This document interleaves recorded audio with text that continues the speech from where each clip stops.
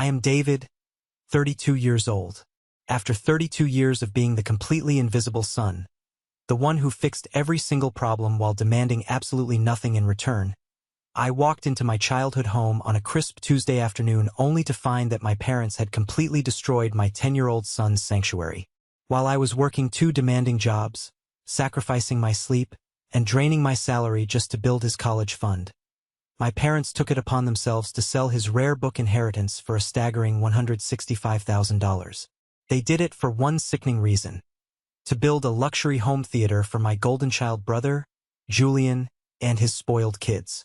When I confronted them amidst the rubble of my son's legacy, my mother looked me dead in the eye, adjusted her designer silk scarf and said, "They are just dusty papers, David. Your brother needs a proper place to entertain his real estate clients." But there was one massive, catastrophic detail they did not know. They were so blinded by their own vanity and greed that they forgot I was the legal archivist who controlled the historical tax exemption on their precious colonial estate. They also forgot that the inheritance they sold to a private buyer was bound by a strict federal cultural heritage trust. Now they are facing a devastating lawsuit, the total collapse of their carefully curated social standing, and they are begging for my mercy. Before I tell you exactly how I dismantled their fake wealthy lives and brought their empire crashing down without ever raising my voice, hit that like button if you believe in justice.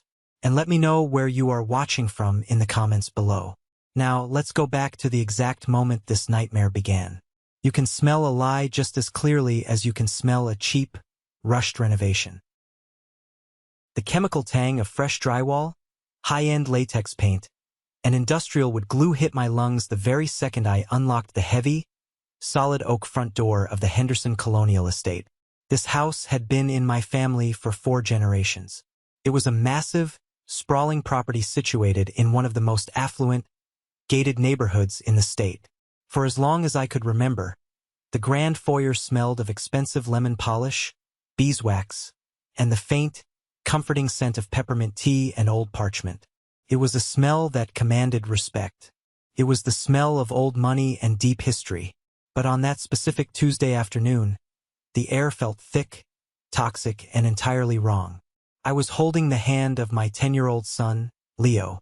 We had just come from his elementary school after a parent-teacher conference where his teacher had praised his reading level and his quiet, thoughtful demeanor. He was wearing his favorite navy blue sweater, the one I had bought him at a discount rack at Walmart because every single extra dollar of my salary went straight into a high-yield savings account for his future. I had fought a brutal, soul-crushing custody battle during my divorce 5 years ago just to keep this boy safe. He was my entire world. And this house, specifically the grand library located in the isolated West Wing, was his absolute favorite place on earth. "Dad, it smells weird," Leo said, his voice barely above a whisper. He tightened his grip on my hand. His knuckles were slightly white. He was a highly perceptive child, always attuned to the slightest shifts in his environment. "I know, buddy. Let's go see what Grandma and Grandpa are up to.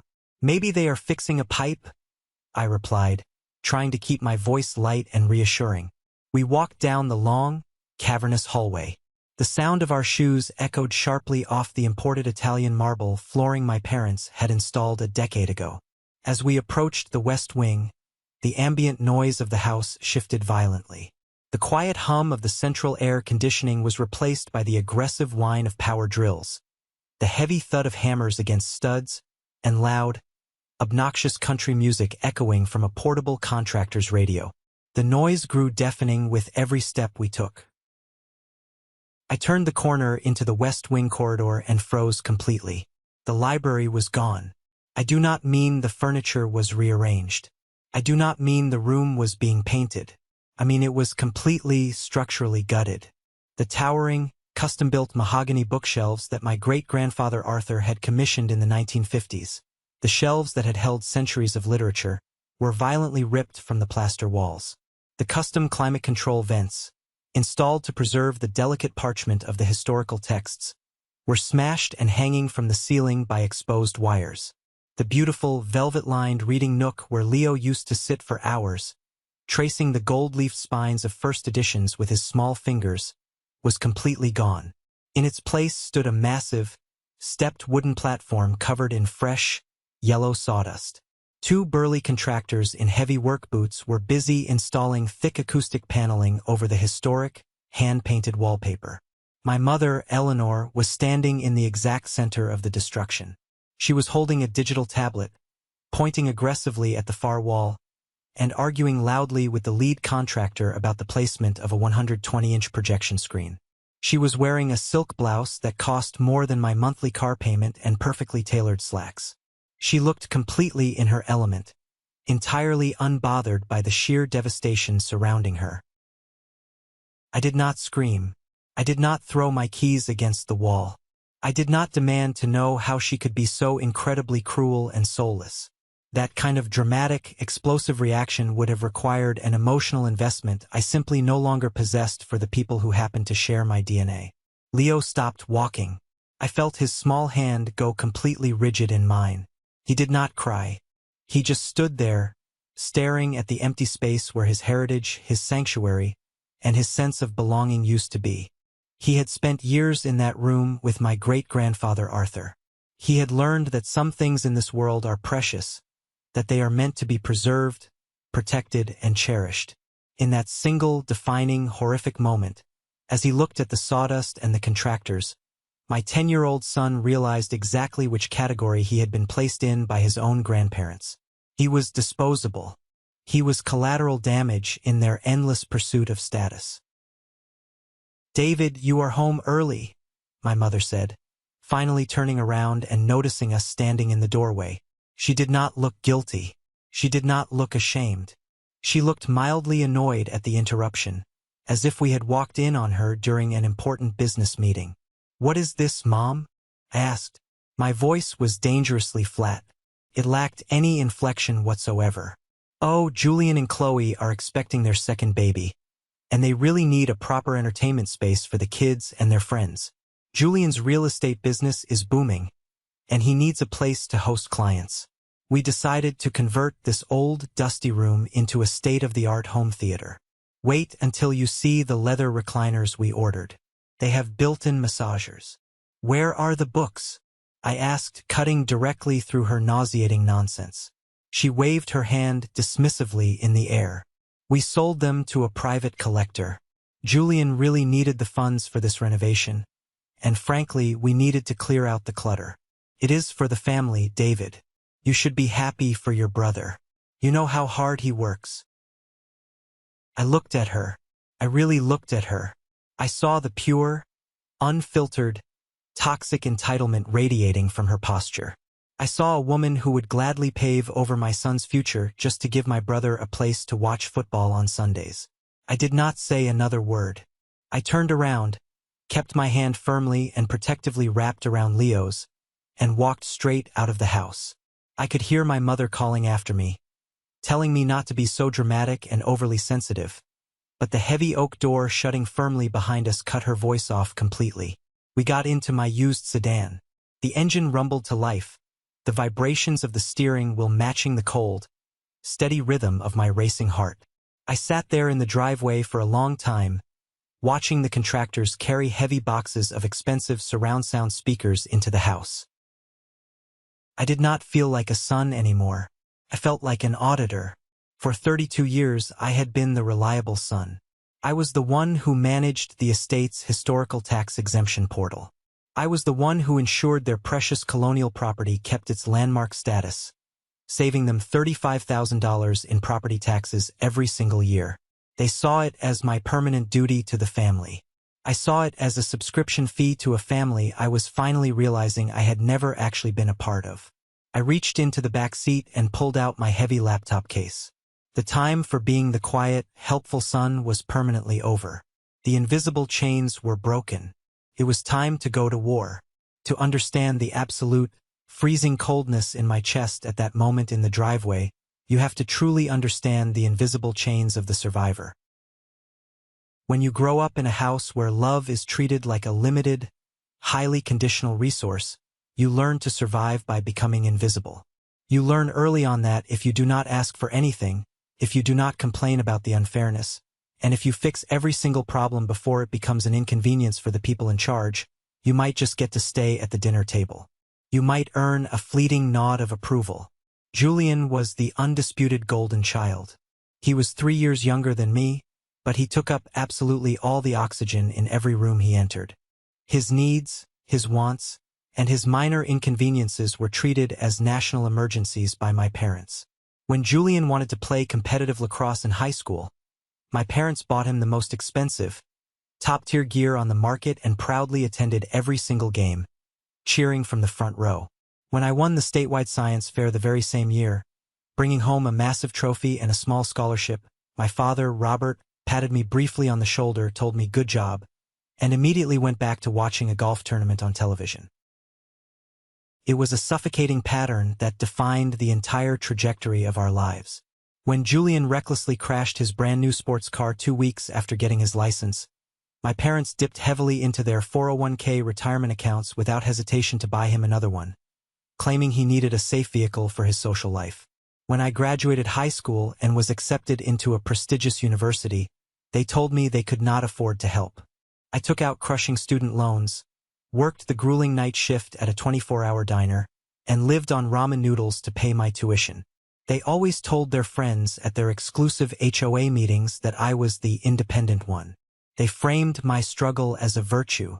What they really meant was that I was the one they never had to worry about, because they knew I would always choose their comfort over my own basic needs. I built my career from the ground up as a legal archivist and historian. I deal with incredibly complex historical documents, property deeds, and high-value heritage trusts. It is a quiet, meticulous, and highly demanding profession.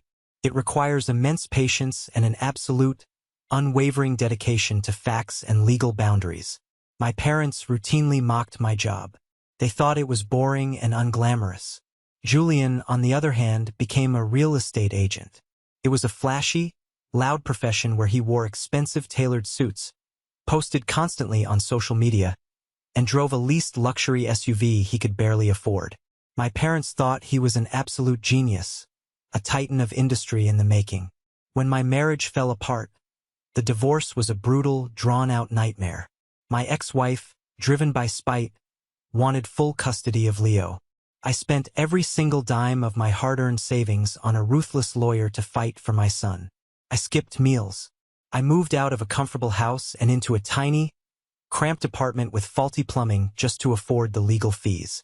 During that entire 2-year hellish ordeal, my parents never once offered to help financially. In fact, they actively complained that my custody battle was causing them severe social stress at their elite country club. I won custody. Leo became my shadow, my quiet little partner in navigating life. We built a beautiful, peaceful existence together in our small apartment. But the only person in the entire extended family who truly saw me, who truly saw the incredible value in Leo, was my great-grandfather, Arthur.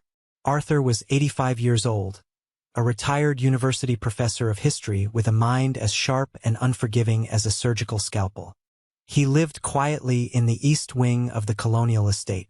He despised the superficial, materialistic way my parents lived. He openly loathed how they coddled Julian. But most importantly, Arthur loved Leo with a fierce, protective devotion. Every single Sunday, after we endured a suffocating, unbearable family dinner where Julian bragged endlessly about his latest real estate commission and my mother fawned over him like he was royalty, Leo and I would quietly excuse ourselves and escape to Arthur's library. It was a truly magical room, a fortress of knowledge. The air was perfectly climate-controlled to preserve the massive, breathtaking collection of first-edition books Arthur had spent his entire adult life acquiring from all over the world. Some of those books were hundreds of years old. They had thick, heavy parchment pages, rough-cut edges, and leather bindings that smelled of deep history and quiet reverence. Arthur would sit in his high-backed, burgundy leather chair, slowly drinking hot peppermint tea, and teach Leo exactly how to handle the fragile books. He taught him to thoroughly wash and dry his hands before ever touching the pages. He taught him how to open the covers gently, supporting the weight of the book so the ancient spines would not crack. These are not just physical objects, Leo, Arthur told him one dark, rainy afternoon. I was sitting on the velvet sofa in the corner, quietly watching them. These are voices from the past. They are the intricate thoughts, the fears, and the massive dreams of people who are long gone from this earth. We are not just readers. We are the keepers of their stories.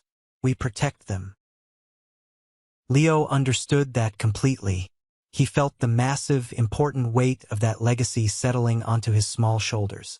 To a little boy who had gone through a messy divorce and often felt like an unwelcome burden to his flashy grandparents, that grand library was a profound promise. It was solid proof that he belonged to something much larger, something permanent, beautiful, and deeply meaningful. When Arthur's health began to rapidly fail a few years ago, he made a calculated legal decision that absolutely infuriated my parents. He bypassed them entirely in his estate planning and legally deeded his entire rare book collection directly to Leo. My parents were livid. They argued viciously that the collection was worth hundreds of thousands of dollars and should be liquidated to invest in the family's future, which was their thinly veiled code word for funding Julian's extravagant lifestyle and covering his mounting debts.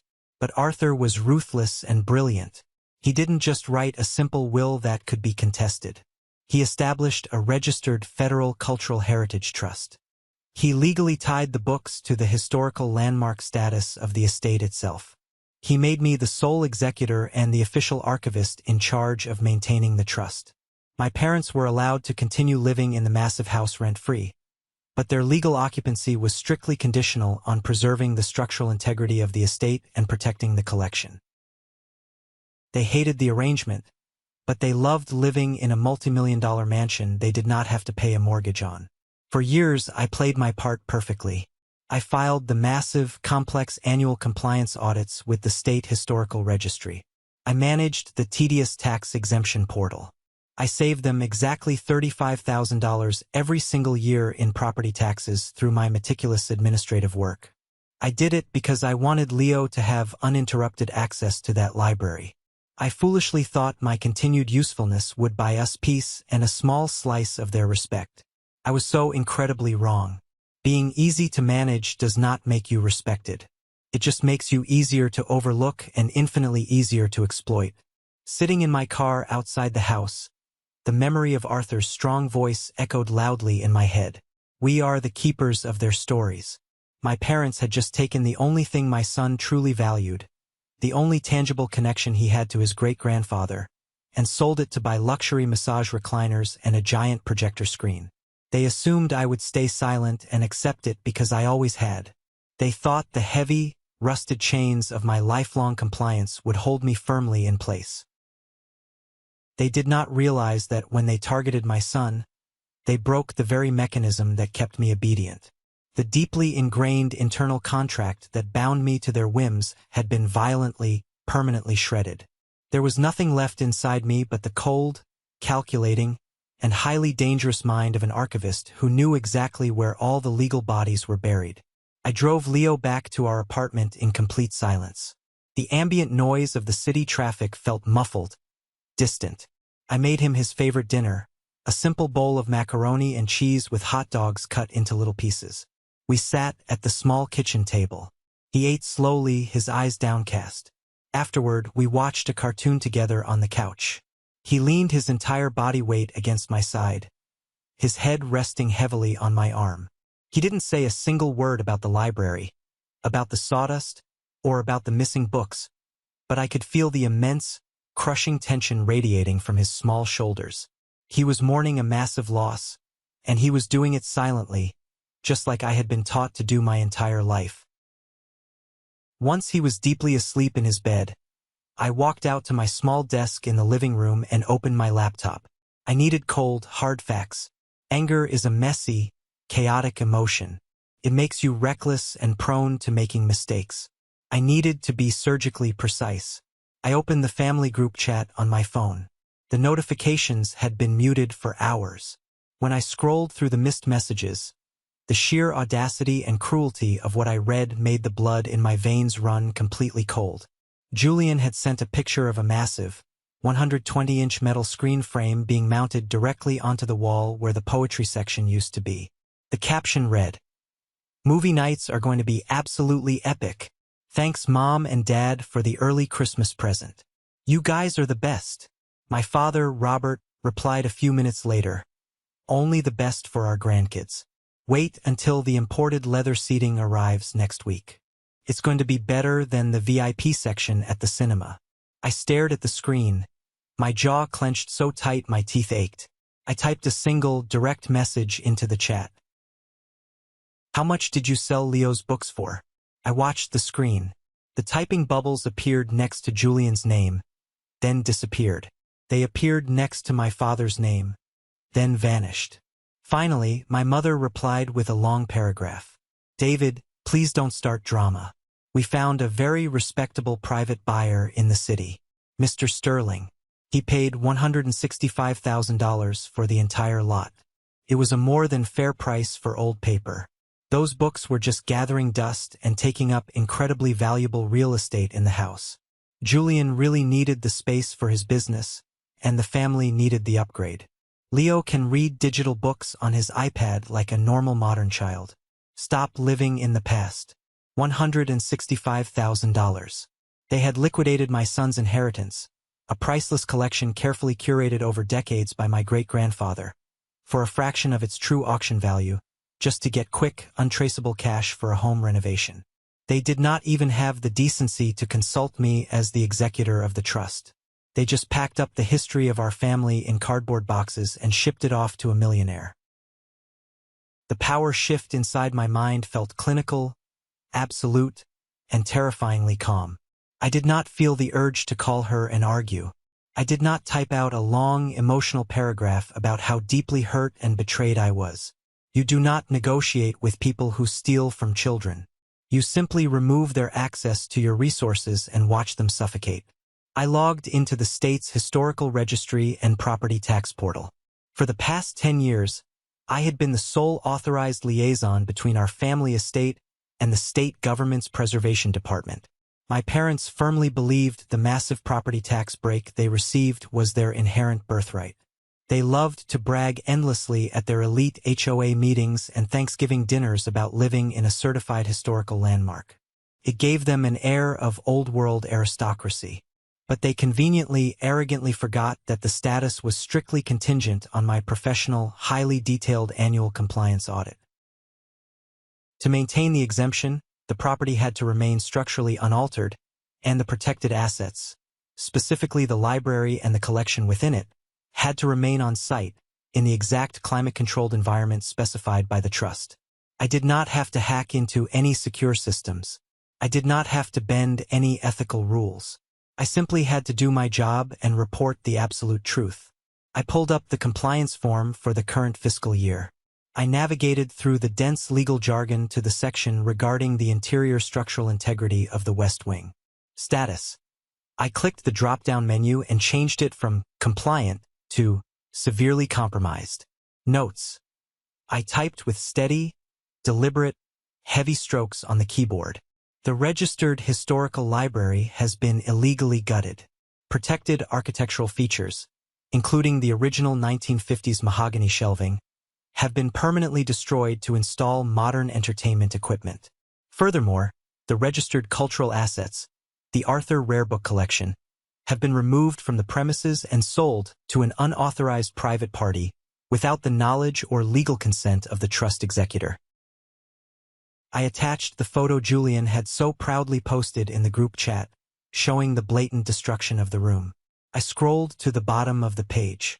I read the bold legal disclaimer stating that filing this report of noncompliance would result in the immediate, non-negotiable revocation of the property's historical landmark status, thereby triggering a retroactive, full-rate property tax assessment for the current year.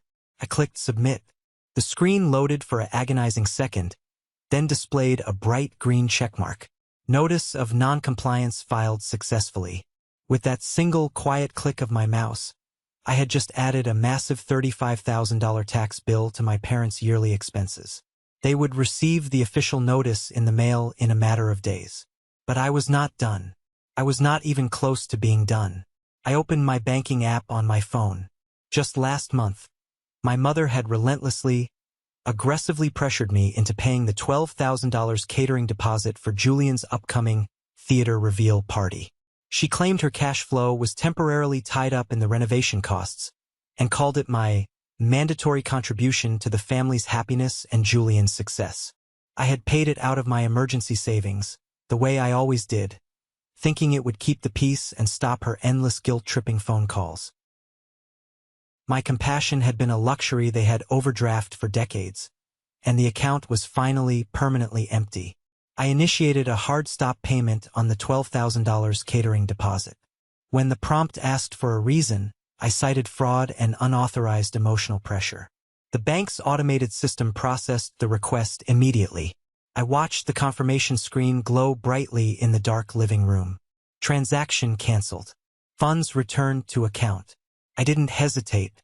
I didn't ask myself if Julian would be embarrassed when the luxury caterers refused to show up, or if my mother would have a spectacular public meltdown. This was no longer a toxic family dynamic. It was a balance sheet, and they were about to realize they were deeply, irreversibly in the red. I closed the laptop, the satisfying click echoing in the quiet room. I walked into Leo's bedroom.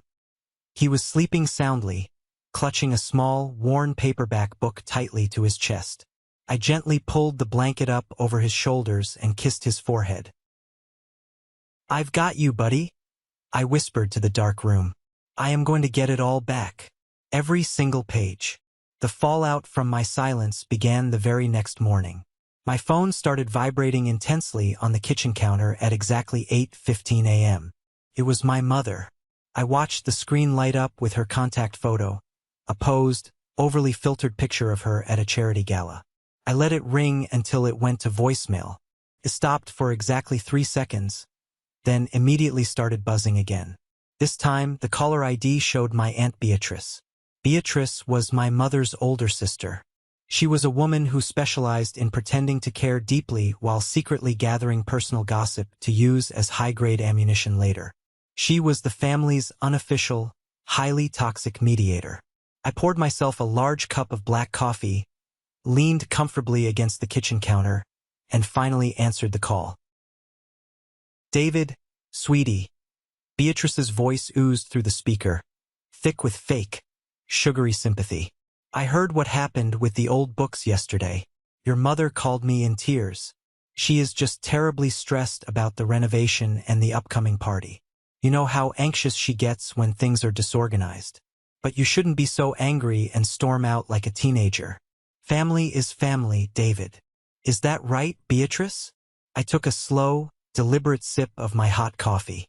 "Well, yes, of course. And Julian is doing so incredibly well in real estate right now. He really needs a proper place to host his high-end clients. The books were just taking up valuable space, collecting mold. Your mother says you won't answer her calls this morning. You really should be the bigger person and apologize for storming out yesterday. It severely upset her blood pressure." I smiled.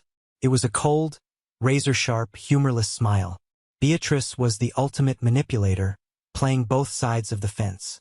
I knew for an absolute fact she was sitting in her pristine kitchen, probably on a three-way call with my mother listening in, trying to bait me into an emotional outburst they could use to paint me as the unstable one. "Beatrice," I said, my voice eerily calm, "tell my mother I have absolutely nothing to say to her, and tell Julian I hope he truly enjoys looking at his new screen, because it's going to be the most expensive movie he ever watches." I hung up the phone before she could formulate a response and immediately blocked her number, followed by my mother's, my father's, and Julian's. I didn't have the time or the patience for their petty high school manipulation games. I had a massive federal investigation to launch. I opened Instagram. Julian's profile was completely public. Naturally. He had just posted a new reel an hour ago. There he was, standing proudly in the middle of the gutted, destroyed library. He was wearing a tight, designer polo shirt, pointing excitedly at the massive screen frame anchored to the wall. He had applied a ridiculous sparkling filter that made the construction dust floating in the air look like magical falling glitter. Upbeat, obnoxious pop music blared over the video. The caption read, "Clearing out the old dust to make room for the stars. The new Henderson Home Theater is going to be absolutely legendary. Can't wait for the reveal party on Saturday. Hashtag luxury living, hashtag real estate life, hashtag blessed, hashtag family first. He was practically dancing on the grave of his nephew's inheritance. They were not just unapologetic. They were wildly triumphant. They viewed the theft of Leo's future as a simple, necessary reallocation of family assets. To them, Julian was the main character of the universe, and Leo and I were just background NPCs meant to facilitate his ultimate comfort. I took a high-resolution screenshot of the video and the caption. It was more undeniable evidence for the legal file. At 9 a.m. sharp, I picked up the phone and dialed Marcus's direct office line. Marcus was a former colleague of mine, now serving as the lead investigator and legal counsel for the State University's Rare Books and Cultural Heritage Department. He was a man who took the preservation of history dead seriously. When he answered, his voice was crisp, deep, and highly professional. "David, good to hear from you. Do you have those archival files on the 19th century deeds I asked about last month?" "I do, Marcus. I'll email them over. But I'm actually calling about something else entirely. Something much more serious. I need to report a massive, unauthorized irregularity involving the Arthur Heritage Trust." There was a long, heavy pause on the line. The tone of the conversation instantly shifted from casual collegial banter to strictly legal business. "The first editions? The ones legally deeded to your son, Leo?" "Yes. The entire collection was unlawfully removed from the climate-controlled sanctuary yesterday afternoon and sold to a private buyer by the current occupants of the estate." I heard a sharp intake of breath over the receiver. "David, you know the exact legal standing of that specific trust. Your great-grandfather locked that down tight. If the collection was moved off the premises without authorization—" "I know," I interrupted, my voice devoid of emotion. "They sold it to a Mr. Sterling in the city for $165,000 to fund a luxury home renovation. They completely destroyed the library architecture. I have already filed a formal notice of non-compliance with the State Historical Registry this morning."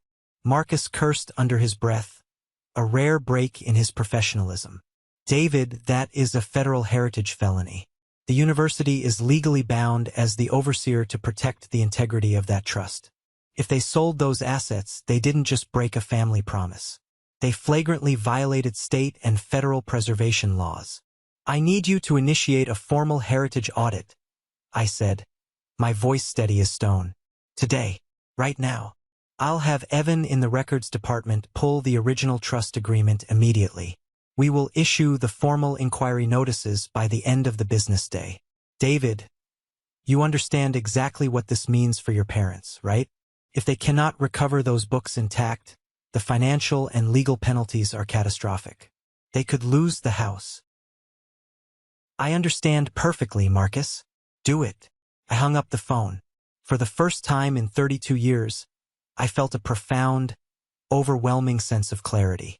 At noon, I drafted a single formal email. I bypassed the blocked phone numbers and sent it directly to their professional email addresses. I didn't use emotional language. I used the cold, terrifying language of a legal executioner. To all parties residing at the Henderson estate, please be advised that I have officially initiated a full inventory and legal audit of the Arthur Heritage Trust in conjunction with the State University Legal Department. The unauthorized liquidation of protected cultural assets is a direct violation of federal law. Any missing assets must be fully accounted for and returned to the premises within 48 hours to avoid immediate criminal prosecution and civil forfeiture. I hit send. I sat back in my chair, staring at my laptop screen. I had set up red receipts on the email. Within seconds, the notifications popped up. Read by Robert Henderson. Read by Eleanor Henderson. Read by Julian Henderson. I could perfectly picture the absolute panic setting in. The realization was finally hitting them that their endless free ride had just hit a massive brick wall, and the wall was made of ironclad legal documents. They had spent years assuming my talent for order, rules, and law was just a boring convenience for them to exploit. They were about to learn that in the world of professional archiving, the numbers never lie, and the paper trail always leads directly back to the truth. The storm had officially made landfall. and I was standing perfectly still in the dead center of the eye, waiting patiently to watch their arrogant kingdom burn to ash. Saturday evening arrived with a bitter, biting chill in the air, the kind of deep cold that sinks directly into your bones and makes the world feel sharp and unforgiving. I parked my used, 10-year-old sedan 3 blocks away from the Henderson Colonial Estate. I did not want my completely average car anywhere near their grand driveway. The visual contrast was going to be entirely too stark, and frankly, I did not want their hired valet drivers touching my property. As my great-grandfather Arthur and I walked up the long, sweeping, tree-lined driveway, the sheer, unimaginable scale of my parents' delusion was proudly on full display. The driveway looked like a high-end luxury showroom for the most elite, untouchable wealth in the entire state. My parents had invited absolutely everyone they deemed important to this ridiculous theater reveal party. They desperately wanted to show off the freshly constructed fruits of their stolen inheritance. I walked slowly, matching Arthur's deliberate pace as he leaned heavily on his silver-tipped wooden cane. We passed a gleaming, midnight black Rolls-Royce parked arrogantly right next to the front steps. Just behind it was a bright, aggressively yellow Lamborghini, sitting low to the ground like a predatory insect. A cherry-red Ferrari was idling near the entrance, its engine purring loudly while a valet rushed to open the door for a local real estate developer. And finally, a pristine white Porsche took up the premium space near the manicured garden hedges. These were not our family's cars. These vehicles belonged to the commercial real estate tycoons, the local politicians, the banking executives, and the country club elite that my parents had spent their entire adult lives desperately trying to impress. My parents were frantically trying to project an impenetrable image of generational wealth and untouchable success, all funded by the stolen future of a 10-year-old boy. "Just look at this absolute circus, David," Arthur said. His voice was raspy, aged by time, but entirely steady and vibrating with a quiet, dangerous rage. He gripped the handle of his cane so tightly his knuckles turned white. "They have actually invited the entire town to watch them celebrate a federal crime. The absolute arrogance of it is astounding." "They think they won, Grandpa," I replied, keeping my voice low as we approached the massive, solid oak double doors of the estate. "They truly believe they successfully traded old paper for modern power. They think they outsmarted us. Let them enjoy the grand illusion for just a few more minutes. The fall is going to break every single bone in their egos." We walked through the heavy front doors and stepped into the grand foyer.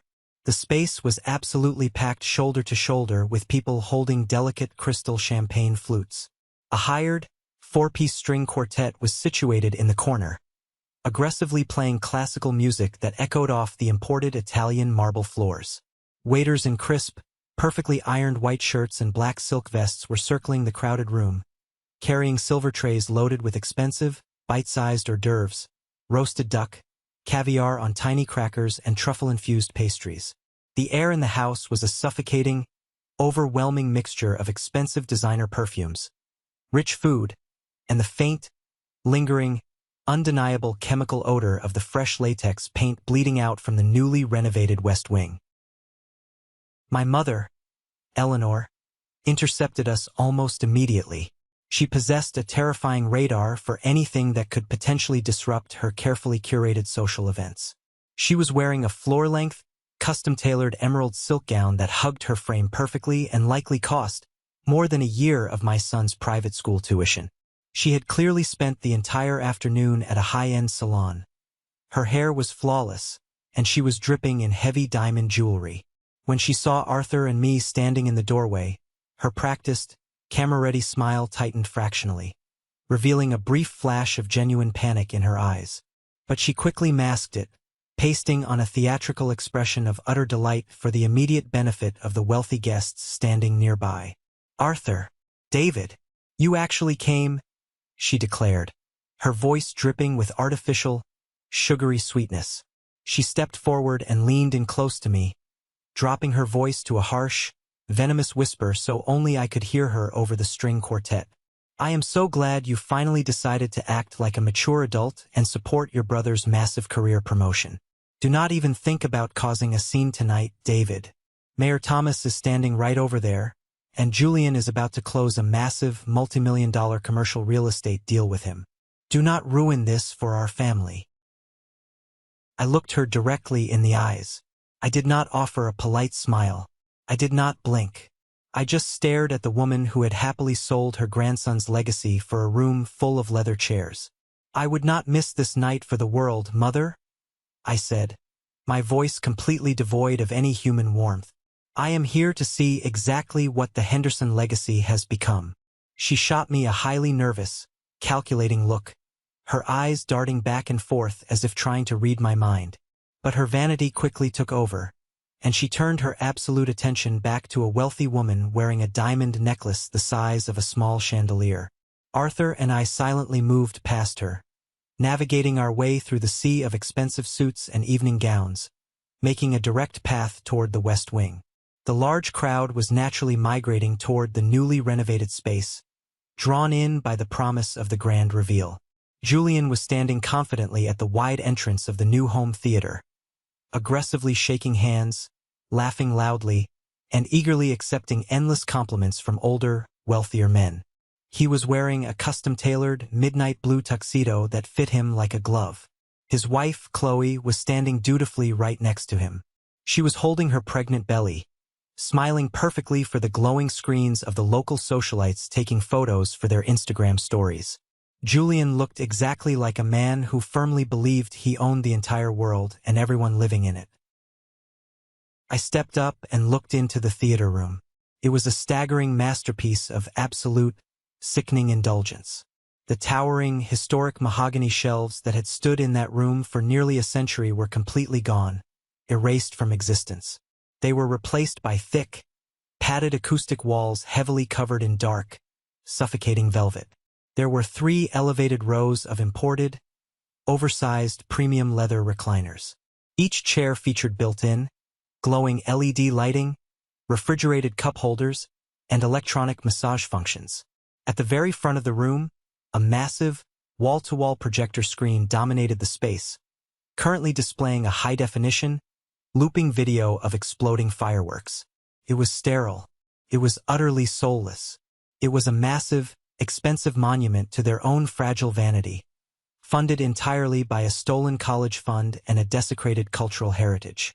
My father, Robert, stepped confidently up to the front of the room, standing directly beneath the glowing screen. He held a glass of vintage champagne in one hand and tapped it lightly with a heavy silver spoon. The sharp, high-pitched ringing sound immediately cut through the loud chatter of the crowd. The string quartet abruptly stopped playing. The room fell into an expectant, reverent silence as all eyes turned to the patriarch of the Henderson family. Friends, beloved family, esteemed colleagues, and the Honorable Mayor Thomas. Robert began, his voice booming with a sickening, unearned, arrogant authority. Thank you all for joining us tonight in our beautiful, historical colonial home. When my grandfather first built this massive estate, he envisioned a place where the family could gather, grow, and celebrate massive success. Tonight, we officially unveil the absolute newest addition to that great legacy. He gestured broadly and dramatically toward the massive, glowing screen and the rows of luxury leather seating. This new entertainment wing represents our deep, unwavering commitment to the next generation of our family. It is a highly modern space dedicated to my incredible son Julian, his beautiful, growing family, and the absolutely incredible, groundbreaking strides he is making in the commercial real estate sector. We firmly believe in honoring the past by actively building a brighter, more entertaining, and highly successful future. Please, raise your glasses to family, to massive success, and to the enduring Henderson legacy. The crowd erupted into polite, enthusiastic applause. Julian beamed with absolute pride, wrapping his arm tightly around Chloe's waist. My mother dabbed gracefully at a fake, performative tear in the corner of her eye.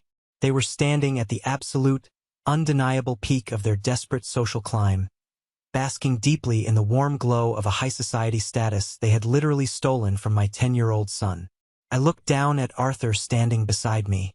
He did not have a crystal glass to raise. He simply leaned his entire body weight onto his wooden cane. His sharp, intelligent eyes locked dead on Robert. The polite applause in the room slowly began to die down. The wealthy guests prepared to take their first sip of the expensive vintage champagne. The legal trap was perfectly set. It was finally time to close the steel jaws. Arthur took one single, deliberate step forward. The sharp, incredibly heavy click of his silver-tipped cane striking forcefully against the expensive, newly installed slate flooring echoed violently through the suddenly quiet room. He took another step, then another. There is a very specific, undeniable kind of gravity that comes with true, unapologetic authority, and Arthur possessed absolutely all of it. The crowd of wealthy elites naturally parted for him, stepping aside as if reacting to an invisible, magnetic force.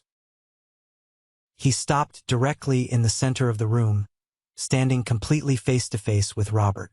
Robert's confident, arrogant smile instantly froze on his face, turning into a rigid, unnatural grimace. The expensive glass of champagne in his hand began to tremble slightly, the golden liquid sloshing against the crystal rim. "Well, Robert," Arthur said. His voice was not loud. He did not shout, but it carried a razor-sharp, terrifying edge that effortlessly cut right through the warm, celebratory atmosphere of the room. "You have certainly been remarkably busy destroying the historical integrity of my house." A nervous, highly uncomfortable murmur rippled rapidly through the tight crowd of VIP guests. Mayor Thomas shifted very uncomfortably in his expensive Italian leather shoes, glancing toward the exit. My mother, Eleanor, stepped forward incredibly quickly, her face flushed with sudden, hot panic. "Arthur, please," Eleanor hissed, reaching out and desperately trying to grab his arm to pull him away from the center of attention. "This is a joyous celebration for your grandson. Let us talk about this private family matter in the kitchen." Arthur did not even bother to look at her. He simply raised his free hand in a sharp, dismissive gesture, and she physically recoiled from the unspoken threat of it, stumbling back into a leather chair. Arthur turned his piercing, unforgiving gaze entirely back to my father. "I heard you sold the collection, Robert," Arthur stated clearly for the entire room to hear. It was not a question. It was a formal, devastating legal indictment.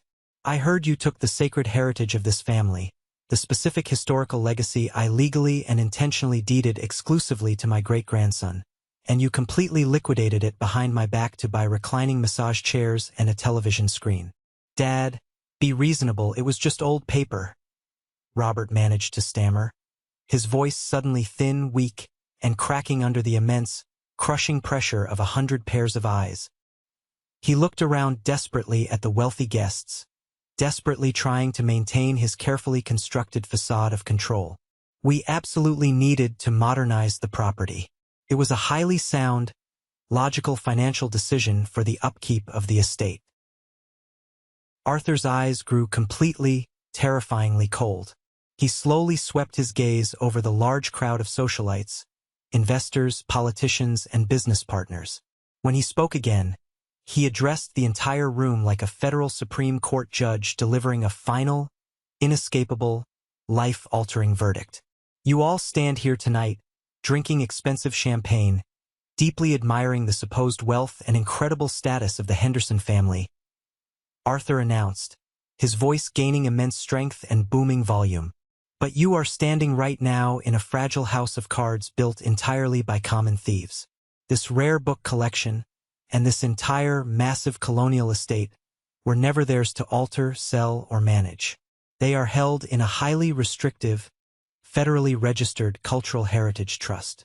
The silence that immediately followed that statement was absolute. It was so incredibly sharp, heavy, and profound that it actually felt like physical glass breaking inside the room. Nobody moved. Nobody breathed. "For 31 long years," Arthur continued, his voice echoing fiercely off the dark velvet walls, "you completely mistook your temporary status as mere trustees for an actual, legal property deed.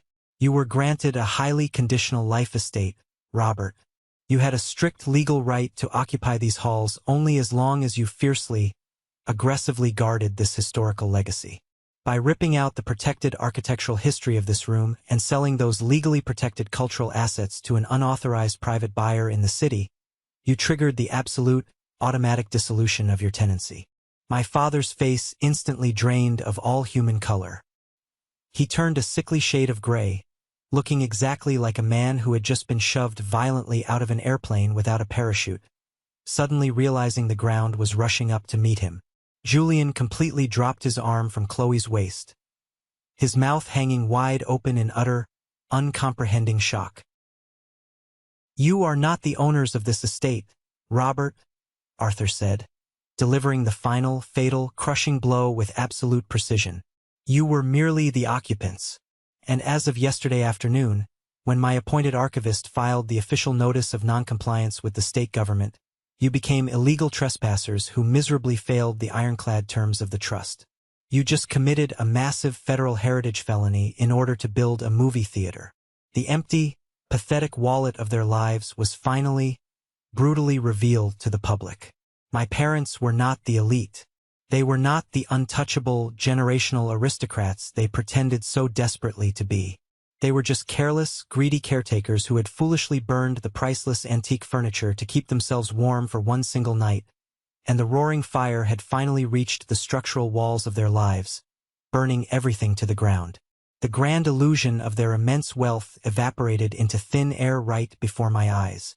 Every single person in that crowded room who drove a Lamborghini, a Rolls-Royce, or a Ferrari suddenly, horrifyingly realized they were actively attending a highly publicized party hosted by federal criminals who were about to lose absolutely everything they claimed to own.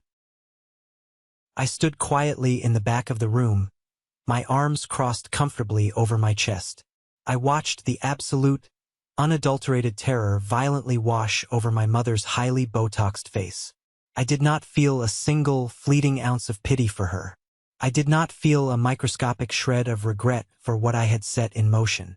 The massive emotional account of my empathy had been permanently, legally closed, its heavy iron doors barred and bolted tightly against any further emotional exploitation.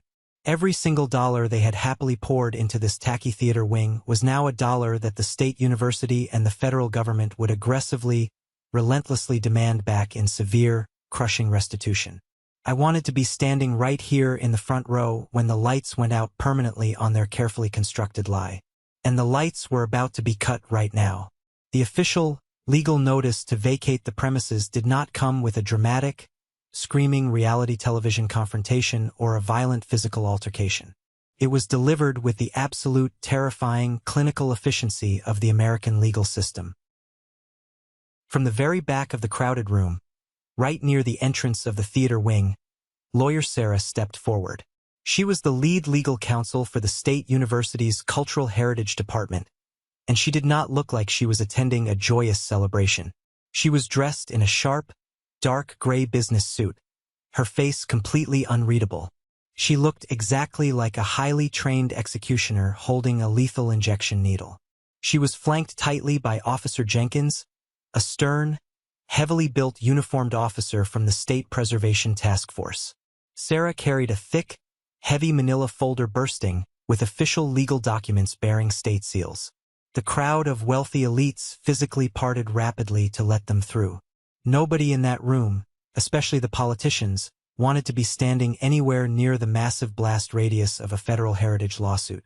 "Robert and Eleanor Henderson," Sarah said clearly, her voice completely devoid of any warmth, hesitation, or human sympathy. She stopped directly next to Arthur and held out the thick stack of legal papers. "I am officially serving you with a formal, state-mandated notice of eviction and a direct federal mandate for immediate asset recovery." My mother physically stepped back, her high heels catching on the carpet. She bumped hard into a luxury leather recliner, treating the stack of papers like they were heavily coated in deadly poison. Robert just stared completely blankly at the documents, entirely paralyzed by the sheer magnitude of the disaster unfolding in front of his wealthy peers. "You have exactly 60 days to completely vacate these premises," Sarah continued, reading loudly and clearly from the top sheet of the legal filing. "Furthermore, you are legally, unconditionally mandated to restore the Arthur Rare Book Collection to the Heritage Trust in its absolute entirety. If you fail to rapidly recover the assets intact from the private buyer, you will be held personally and criminally liable for the full market auction value of $165,000, plus an additional $50,000 in immediate, non-negotiable punitive damages and severe legal penalties for the blatant breach of a federal cultural heritage trust. Robert's fingers finally went completely numb. The expensive, vintage champagne glass slipped entirely from his grasp. It fell in slow motion, shattering violently against the hard slate floor, sending sharp crystal shards and expensive golden alcohol splashing directly onto his highly polished leather shoes. He looked around desperately at the elite, untouchable social circle he had spent decades meticulously cultivating using a rented, fake status. He looked for a friendly face, someone to defend him. Instead, he saw Mayor Thomas quietly setting his untouched drink heavily on a side table and rapidly slipping out the side door into the garden without saying a single word of goodbye. The massive, protective walls of his fake kingdom were already turning into heavy, choking ash right in front of him. The Grand Theater reveal party did not end with a celebratory toast or a round of applause. It ended with a rapid, chaotic, highly embarrassing mass exodus. Laughter died violently mid-sentence. Casual conversations evaporated instantly as people who had been so incredibly eager to enjoy the free luxury moments before suddenly, conveniently remembered they had highly urgent places to be. They saw the federal heritage felony investigation for exactly what it undeniably was.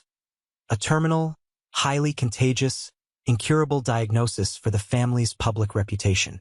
I watched the elite guests actively, intentionally avoid making any eye contact whatsoever with Eleanor as they rushed aggressively toward the coat check in the foyer.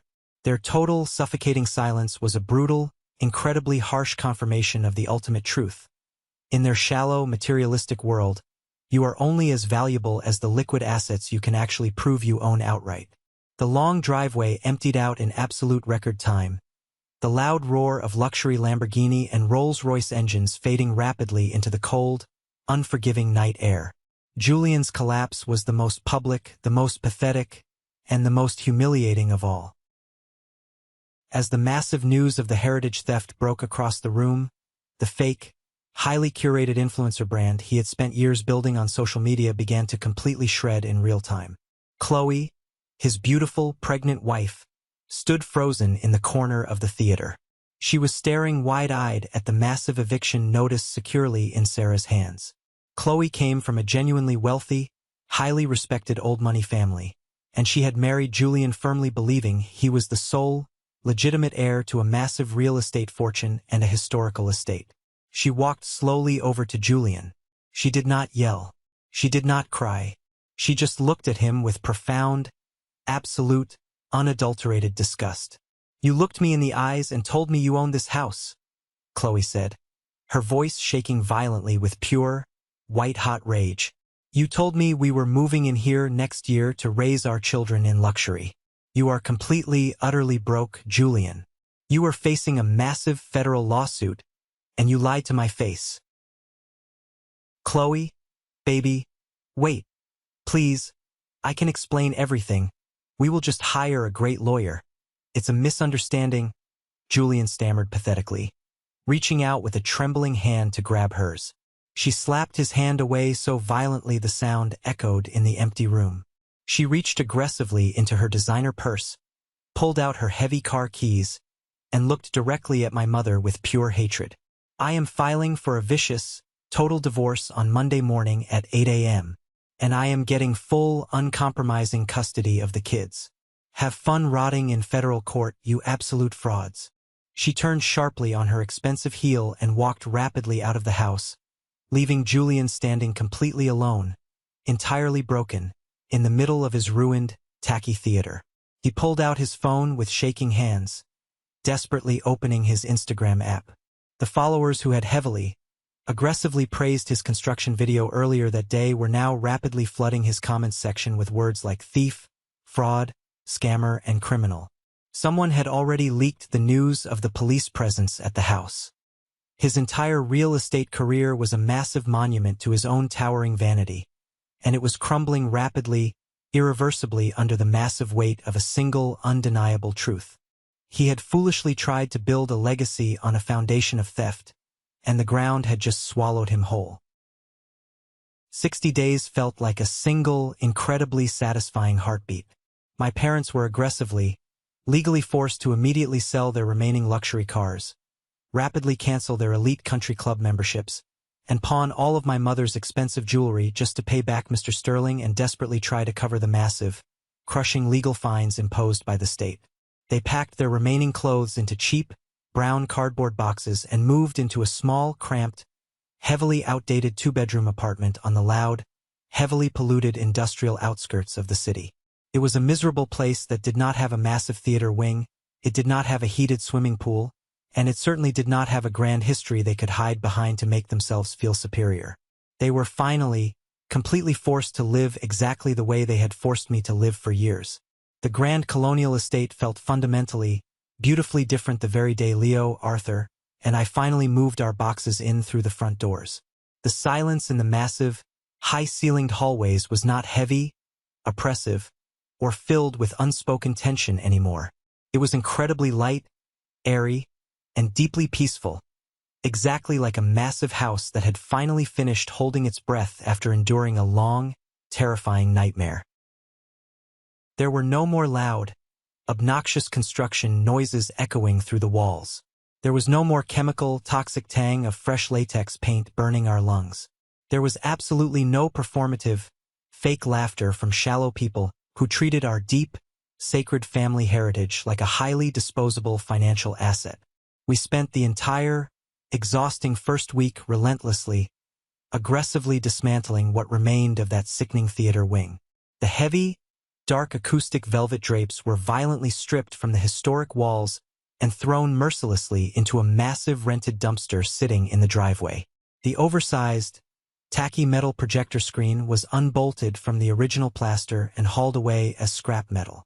We hired a team of highly specialized, professional historical carpenters to come in and meticulously, lovingly recreate the grand mahogany shelves my great-grandfather had commissioned decades ago, matching the original 1950s blueprints perfectly. The absolute best, most triumphant moment came on a quiet, rainy Thursday afternoon. Mr. Sterling, the wealthy private collector who had originally bought the books from my parents, actually proved to be an incredibly honorable man. When Marcus the lawyer contacted him directly and explained the severe criminal nature of the sale and the broken trust, Mr. Sterling was utterly horrified. He was a true historian at heart. He immediately agreed to return the collection in full, without demanding a lengthy legal battle, to completely avoid being implicated in a messy federal lawsuit.